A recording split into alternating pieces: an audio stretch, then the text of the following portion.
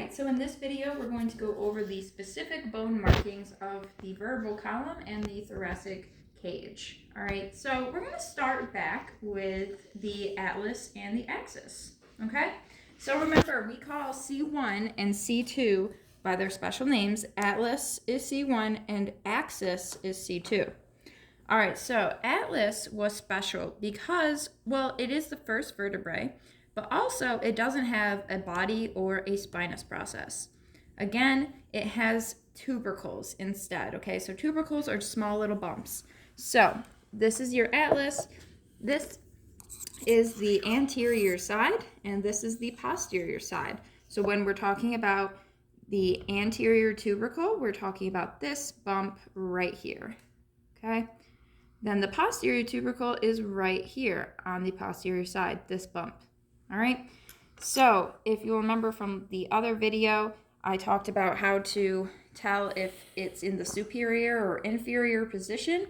We have to look at the transverse processes, okay? So we want them to be facing down. So if you see here, there is an angle, it's angling up, okay? So that means you're looking at the inferior articular facets. When it's angled down, that means you're looking at the superior articular facets, okay? So anterior tubercle, you have your facets, your transverse processes, your posterior tubercle, and of course, your vertebral foramen. Now, for the axis is special because it has on top of the body this huge projection, and this projection is called the dens, okay? So the dens needs to be superior, all right? It still has the superior articular facets and the inferior articular facets on the underside, and it does have a spinous process, and the body is just underneath the dens, all right? So it has this dens because the atlas and the axis fit really nicely together because of the support of this dens. So the superior articular facet and of the axis and the inferior articular facet of the atlas connect, articulate with each other, all right? And that actually helps form this nice little joint that we call the atlantoaxial joint, all right? So all of these vertebrae have these superior and inferior articular facets. That's how all of the vertebrae are able to connect with one another. They sit on top and then they connect. They sit on top and then they connect by these facets, all right? So think about it though, why would the atlas, the top vertebrae, have superior articular facets? What is it connecting to? That brings us back to the skull markings. When we're looking at the inferior portion of the skull and we're seeing the occipital bone, you have those occipital condyles outlining the foramen magnum, all right? These occipital condyles is where the superior articular facets of atlas connect to, all right? And that connection with the skull helps the atlantoaxial joint swivel the head, all right? This is how we shake our head no, because of the joint formed by these two vertebrae and the connection of the atlas to the occipital bone. All right, so moving on to just a normal cervical vertebrae, right? So let's say C3 through C6. Now, it all has the same markings as, you know, all those shared features. The body, the spinous process, you still have superior articular facets and inferior articular facets. You still have these transverse processes, but there's something different. There's this hole, two of them actually. They are holes in the transverse processes. So we actually call them transverse foramen. All right, so the transverse foramen are found on all of the cervical vertebrae, all right? And that is how you're able to identify cervical vertebrae. you look for those holes. So really look for 3 holes, and then you know that you're looking at a cervical. All right. Something else is that the spinous process is forked. All right. You can kind of see there's like a little, like a forking of like a snake tongue kind of, right? When you get to C7, however, C7 is the last cervical vertebrae. You see that there is no longer a forked spinous process. It's quite straight, but you still know that it's a cervical because of the transverse foramen, because it still has 3 holes, but no forked spinous process. We actually call this vertebral prominence, C7, all right? Now, it's shaped like that because when you're at C7, you're transitioning into the thoracic vertebrae. So T1 we have here, they look pretty similar, right? You have the spinous process, it's not forked, no forked spinous process, but the difference is that there's only 1 hole. There's no transverse foramen on the thoracic, all right?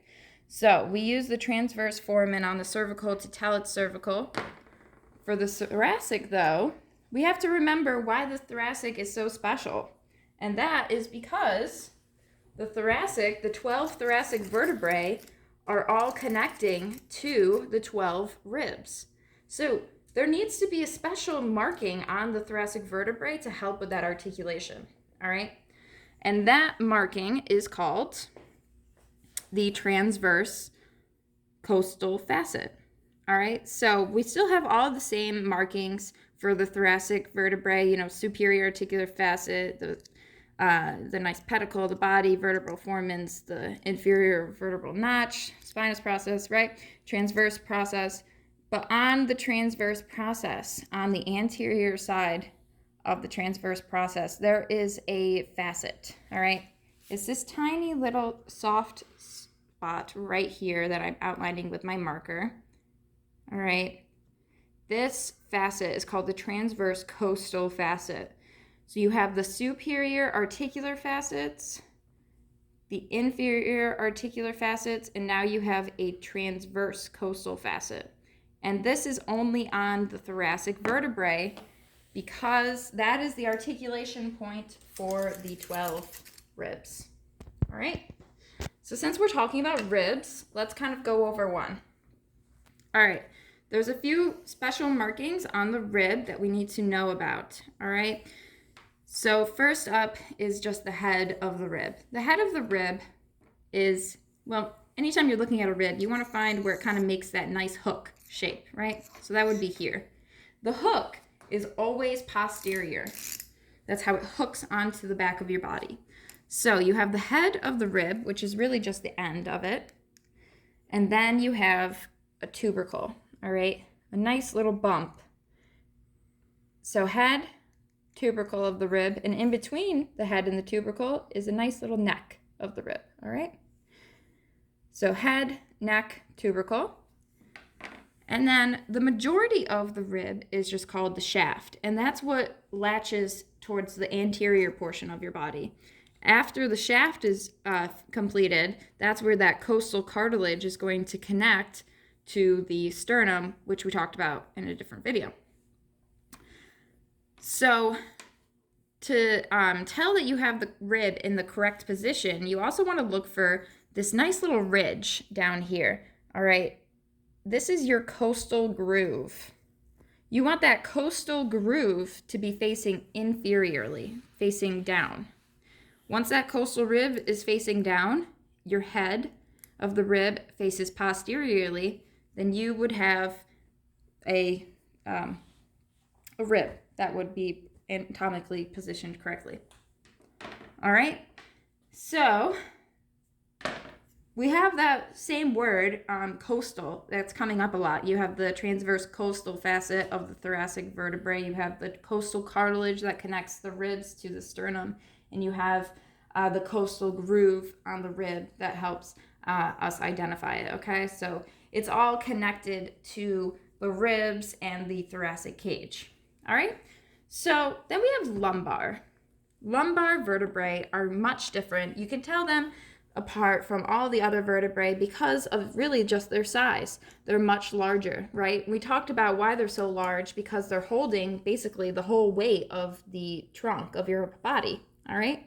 So we can look at it and think, okay, do these transverse processes have foramen? No. So it's not a cervical. Does the transverse process have a facet? No. So it's not a thoracic vertebrae. So that means it has to be a lumbar. All right. So the lumbar vertebrae, this is L5. So the last lumbar is going to sit very nicely on the end portion of our vertebral column, the sacrum. Okay. So this is all the posterior side.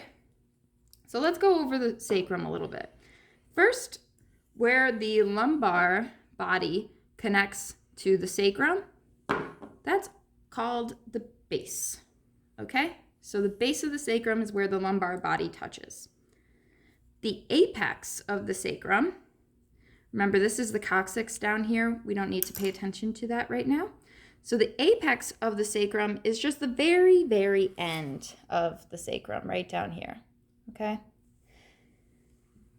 Now, I'm actually going to move over to the real sacrum, the real bone over here, to show these next features. So at the top, you see this is L5 and it's connecting to the sacrum. So we know that the base is up there, okay? But you see this metal rod, it's going through the sacrum. This is the sacral canal. All of these sacrums have it. The sacral canal flows all the way through and comes out right here. So down here is actually the sacral hiatus. So you have the sacral canal at the top, and then the sacral hiatus. And this down here would be the apex, where the coccyx would then connect and fuse. And up here where L5 is connecting to the sacrum, that's the base. All right? So back over to our plastic model. We then have the sacral foramina, all right? Foramina is foramen, plural. So you have these foramens, these holes, so foramina, and they're sacral foramina because they're on the sacrum. Pretty simple. You have this medial line here. It's kind of bumped up, but you can definitely see it raised. This is your medial sacral crest, or medial crest of the sacrum. If you have a medial crest, then you're probably going to have a lateral crest. So on this side and this side, there are lateral sacral crests, or sacral crests. And then on the more, so you have your lateral sacral crest here. If you continue rotating the sacrum like this, you have this large, more lateral portion of bone. This is all called the auricular surface. All right, there are two of them, right? On both sides, auricular surface. It's not articular, it's auricular. There's no T, auricular surface of the sacrum. Now moving to the anterior portion. So remember, all of that bumped up and raised, that was all posterior. Now we're on the anterior where it kind of makes that nice little cup. This is where we want to find the sacral promontory, all right? So you have the sacral base where the L5 touches at the top, and then this whole little ridge right along here that I'm outlining, just the ridge of the base essentially on the anterior side. This is the sacral promontory, all right? And that's pretty much everything for the sacrum. I do want to go over the sternum again, all right? So this is our sternum. Remember, this is where the costal cartilage of the ribs connect to. And also remember that the sternum has 3 different parts. You have the xiphoid process as the inferior portion, where the costal cartilage actually connects is the sternal body, and then you have the manubrium up here. Now, for the manubrium, there's no actual markings listed on your Things to Know sheet, but I do want to point out some cool features. So, I talked about how it looked like a handlebar mustache, or just like a bunch of waves, right? there's this little U at the very top in the medial section. That is your suprasternal notch. So supra meaning the top, sternum meaning the sternum, and notch because it's a nice little U. It's a little notch. Suprasternal notch. Now on the other sides, there's two of the same markings. These are your clavicular notches. All right. So I wanted to point out these clavicular notches because when we get into the upper limbs and the pectoral girdle, we do talk about the clavicle, and it's important to note that the clavicular notches of the manubrium are where the clavicle attach. All right? And lastly, we have to go over how we classify our ribs. Now, you have true ribs and you have false ribs. Ribs 1 through 7 are true. Ribs 8 through 12 are false. And then there's even a subcategory of ribs 11 and 12, which are called floating. All right? So true ribs essentially have costal cartilage that connects directly to the sternum. Okay? Ribs 8 through 12 have no costal cartilage that has a direct connection to the sternum. 11 and 12 are floating because they don't even have any costal cartilage. They have no connection to the sternum, all right? Where 8, 9, and 10 have this piggybacking costal cartilage onto C7, which then has a direct line to the sternum, all right? This piggybacking, this little grouping of costal cartilage that 8, 9, and 10 have is called the costal margin, all right? So again, we're using this costal word a lot. It's all pertaining to the thoracic cage.